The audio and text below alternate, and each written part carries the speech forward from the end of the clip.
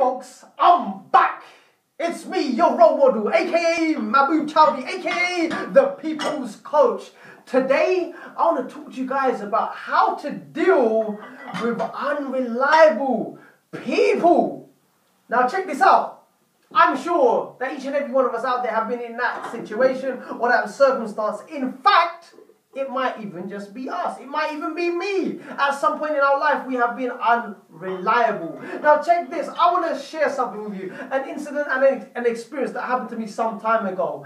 In the territory of personal training, which I enjoy and go through, I deal with so many different types of clientele from different walks of life.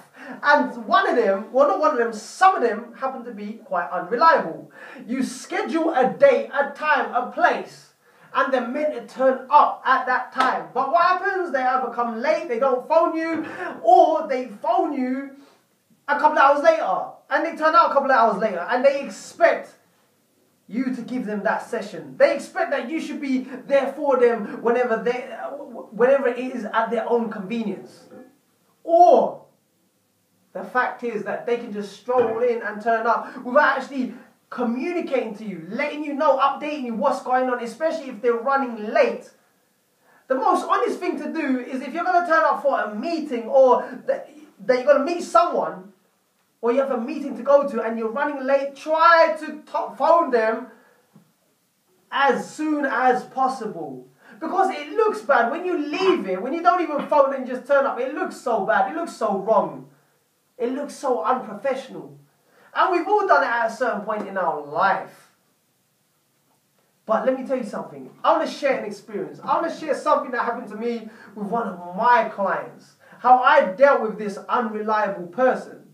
Now check this out. I scheduled a time, a place, and the person scheduled for 11 o'clock. I said, okay, let's schedule for 11 o'clock. We both mutually agreed that's a good time for both of us. Let's do it. Personal training session here, at this time, at this place. Now, this person phoned me 11:15 to let me know that he's going to be a bit late. He'll be there by 11:30. I said, that's fine. Thank you for the call. Thank you for bringing that to my attention. And thank you for being considerate. That's a nice, considerate thing to do, right?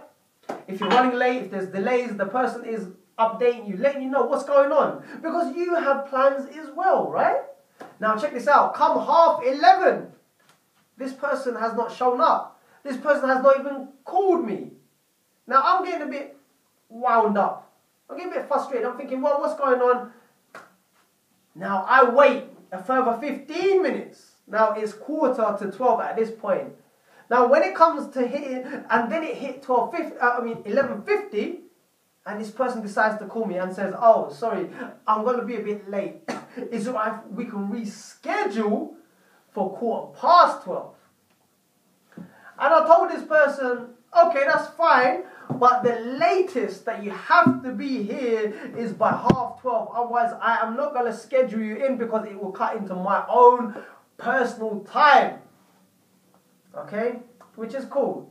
So what happened? This person didn't show up before 1 o'clock. This person didn't show up. Well, actually, this person didn't show up before 12:30. They came actually at 12:40. Sorry, they didn't come. They phoned me at 12:40 and said, I'm late. Sorry, I do apologize. I was running late. I got a bit held up trying to sort things out. But is it alright if I can come through? And in response, I said no. Because I gave you a bit of leeway for a few hours. Because of the fact that you considered calling me and updating me and let me know what's going on, I took it upon myself to just actually allow you in this incident and this occasion. Now I told him, no, I can't do that because it's now cutting into my time. We agreed to begin the session at 11 o'clock. Now an hour and a half, nearly 2 hours later, you're not even arrived. You're not even here. So therefore I cannot train you, and I've given him a penalty. The penalty was, if you're unable to turn up and you've scheduled a time, a date, then you still have to pay up. Because you've delayed me from actually earning and actually helping someone else in that time period. And it affects some different people and yourself as well. So it's very frustrating. Now, Back in the day, I would have dealt with that very negatively. I would have been on the phone shouting, screaming, and maybe swearing in rare occasions and not even dealing with this person. So I took it upon myself and I thought, through experience and maturity, I thought, I'm not going to let this person drain my energy. I'm not going to let this person emotionally wind me up. So I told him in a nice, calm voice, no problem. Just give me what is owed because of the fact that you missed the session, and I'll see you in the next session. And I said it in a calm voice, I said it nicely. I was able to control my emotions and not allow myself to get caught up in this delay of negativity. And there you have it. And the lesson I have learned in life, in that situation, that circumstance, is this. Whenever you're going through a challenging situation and someone has let you down, do not allow them to consume your energy. There's always a calmer way of dealing with things. You just move on. That's all you have to do. If you're waiting around, that's fine. Sometimes in life you have to allow allowances. Yes, there's allowances. But what I'm trying to say is if things keep on happening over and over again, the same old thing keeps on happening over and over again, this person is just unreliable, then what you have to do is you have to figure out a calmer way of dealing with things where it doesn't actually allow, where you're not actually affected by their behavior, by their actions, by their unreliability. That's what I'm talking about. Because once you start allowing someone to affect you, that really does affect you and impact the quality of your life in so many different areas and aspects. You start feeling negative, you start feeling upset with this person, you start taking things out on others. That's the consequence, that's the side effects. And it stops you from moving on, it stops you from clearing your mind and having that focus where you can channel that focus, help someone out there and help empower and move forwards and develop yourself. That's only if you don't allow yourself to get consumed by them. So be mindful about people who drain your energy. And the only way that you're going to find out who is unreliable is through the reputation that person has built with you. People have allowances for each and every one of us out there. Allow people to make mistakes, nothing wrong with that. But once you bring something to their attention and they keep on doing it over and over again, then it's time for you to put your foot down, otherwise it will affect you. And when you put your foot down, you can do it in a nice way. You don't have to do it in such a negative way.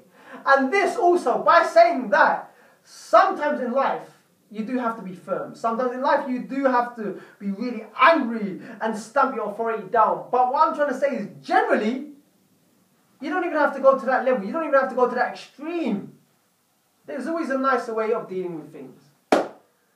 People, I hope that's been insightful. Take it on board. Let me know what you think. Give me some feedback. Don't be shy. Leave a comment below. Until then, take care, stay strong, stay focused, and always live to learn to empower and inspire the lives of many, as well as yourself. Bye for now.